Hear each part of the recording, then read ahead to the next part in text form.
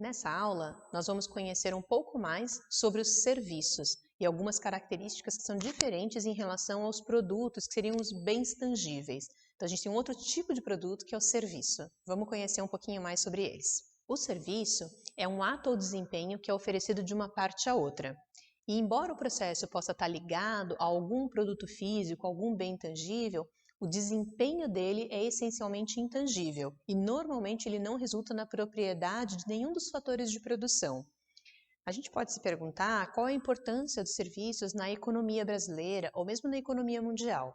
Então, para a gente ter uma ideia, só no Brasil, em 2019, o PIB de serviços correspondeu a quase 74% do PIB total, ou seja, uma relevância enorme desse setor na nossa economia. Aqui nessa figura, a gente pode ver os diferentes tipos de produto, né, que vão desde um produto bastante físico, como roupas, joias ou móveis, que são na sua maioria bens, né, bens tangíveis, passando até para o lado de serviços, e que na maioria são serviços, como refeições em restaurantes, né, ou mesmo creches, serviços de turismo, consulta médica. Então, a gente tem aí diferentes níveis de qualidades, né? Então, no começo, lá nos bens, a gente tem as qualidades pesquisáveis, depois passa pelas qualidades experimentáveis e chegando no serviço, a avaliação é feita com base em qualidades credenciáveis. Os serviços possuem 4 grandes características. Eles, em geral, são intangíveis, ou seja, eles não podem ser vistos, sentidos, ouvidos ou tocados, cheirados, né, pelos consumidores. Outra característica deles é a inseparabilidade, ou seja, eles são produzidos e consumidos simultaneamente. A terceira característica que eles têm é a variabilidade. Em geral, eles dependem de por quem, onde, quando eles são fornecidos. E isso varia bastante da oferta de um serviço para o outro, ainda que o fornecedor seja o mesmo. E na perecibilidade, que significa que eles não podem ser estocados, na sua maior parte. Você pode até me falar, mas tem diferenças. Eu já consigo imaginar serviços que são tangíveis ou parcialmente tangíveis, não são tão variáveis ou não são completamente perecíveis.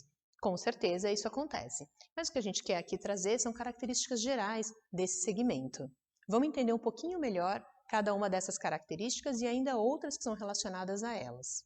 Vamos começar aí com a intangibilidade, ou seja, a impossibilidade de tocar, cheirar ou adquirir, né, esse produto.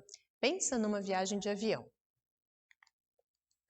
Em geral, os clientes não podem obter a propriedade sobre os serviços de uma viagem de avião. A gente entra de um lado, né, do destino no avião e sai do avião do outro lado, a gente não fica com algo do avião, a gente não leva o assento junto com a gente, né? Falar, deixa eu levar o avião comigo. A gente usufrui do serviço de deslocamento de um lado para o outro, mas a gente não fica com uma propriedade no final. Ou seja, os produtos dos serviços, eles geralmente são realizações intangíveis. Pensa também numa oficina mecânica, você leva o seu carro para ser consertado. Você não sai da oficina mecânica com algo a mais, a não ser que você tenha trocado peças, mas aí você só trocou mesmo, né? Você tirou uma peça do carro que estava velha e trocou por uma nova. Mas basicamente o carro que chegou é o carro que saiu. Uma outra característica importante é que nos serviços, normalmente você tem um envolvimento maior do cliente no processo de produção.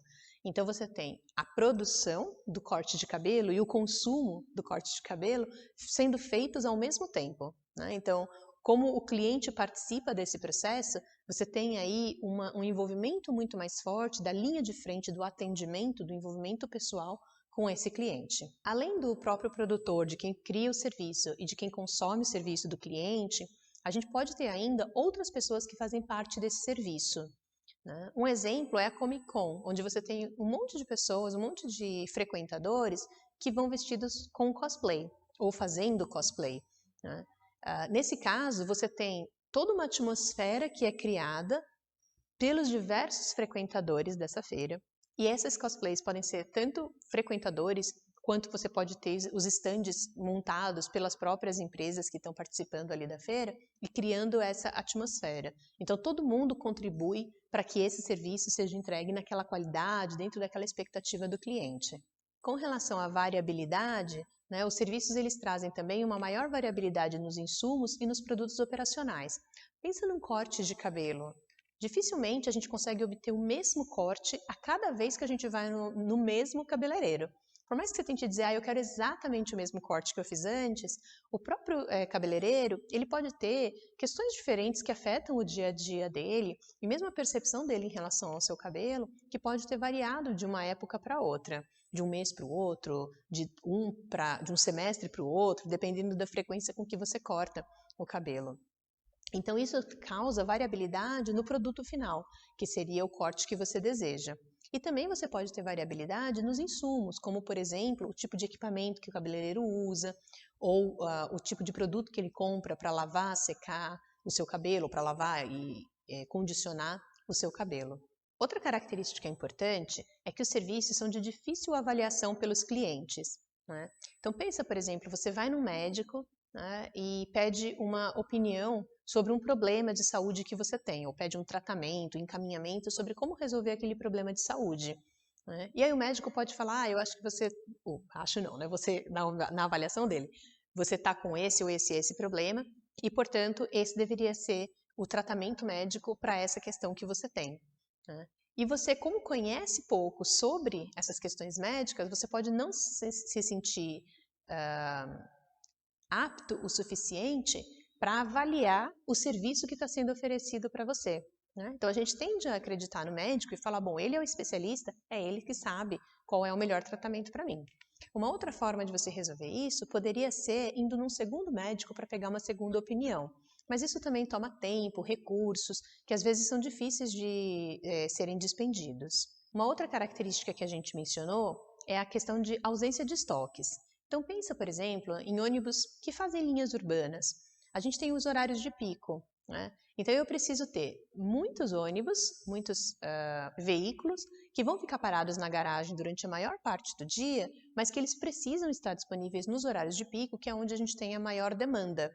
Então eu não consigo ter um estoque no sentido de guardar os assentos que não são usados durante o dia para serem usados no período da noite. Eu não consigo fazer isso. Então, a forma de resolver o problema da falta de estoque é tendo mais veículos na garagem que precisam ficar parados, na verdade, na maior parte do dia.